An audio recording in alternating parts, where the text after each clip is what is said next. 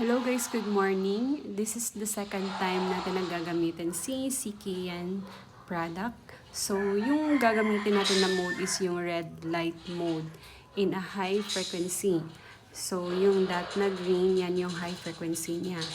And yung light pala is nagpo-produce siya ng hot 45 degrees Celsius yung hot niya, hot compressed.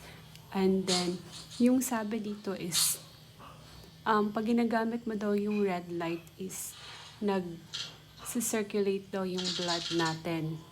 And, minimake niya yung skin natin into tender and i-awaken niya yung skin vitality. So, yan. Yan yung sinasabi nila sa red light na mode.